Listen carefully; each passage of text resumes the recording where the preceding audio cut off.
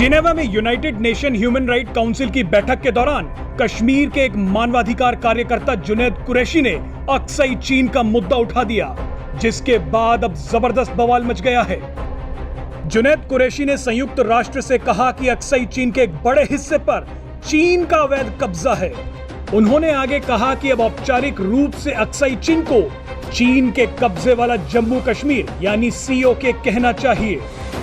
चर्चा के दौरान जुनैद कुरैशी ने कहा कि मैं अपने पूर्वजों की भूमि जम्मू और कश्मीर के मुद्दे पर परिषद का ध्यान खींचना चाहता हूं, जिस पर कई सालों से बहस होती आई है। The Vice President, I would like to draw the Council's attention to the first ever report on Jammu and Kashmir by the Office of the High Commissioner for Human Rights. उन्होंने कहा कि अक्साई चीन जम्मू और कश्मीर के 20% से अधिक क्षेत्र में फैला है, जो आकार में लगभग भूटान के ही बराबर है।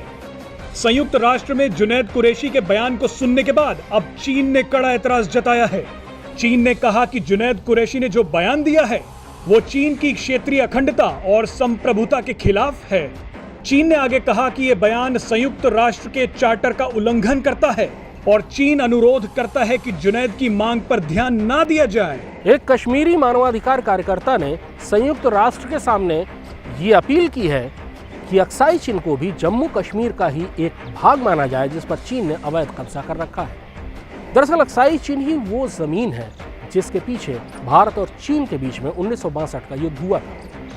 अक्साई चीन बहुत जरूरी है चीन के लिए, क्योंकि अक्साई चीन के जरिए ही चीन वो सड़कें बनाता है जो उसके पश्चिमी प्रांत जिनजियांग तक जाती है। जिनजियांग प्रांत उइगर मुसलमानों का घर है, जिनके ऊपर चीन लंबे अरसे से बहुत अत्याचार कर रहा है, और वहां दमन करने के लिए हमेशा चीनी फौजों को सबसे करीबी रास्ते की जरूरत होती है, और वो रास्ता अक्साई चीन से होकर जाता है।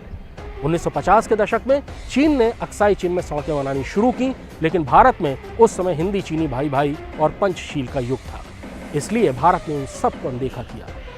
1959 में भारत ने अक्साई चीन को लेकर अपनी चिंताएं जाहिर करनी शुरू की।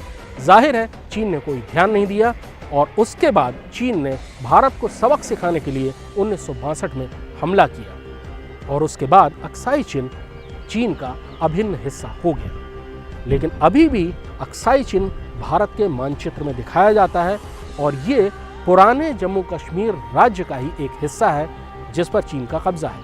38,000 वर्ग किलोमीटर के इस इलाके में ज़्यादातर बर्फीले रेगिस्तान है, और यहीं से चीन लद्दाख के बाकी इलाकों में आगे बढ़ने की कोशिश करता है। भारतीय संसद ने बहुत अच्छे से, बहुत ही जोर देकर ये बात कही है कि जब पाकिस्तान ऑक्यूपाइड कश्मीर की बात होती है तो अक्साई चीन की बात भी उसमें शामिल है, जो कि चीन के कब्जे में है, और भारत अक्साई चीन के उस हिस्से पर आज भी अपना दावा कायम रखे हुए है और उसको वो भारत में मिलाना चाहता है।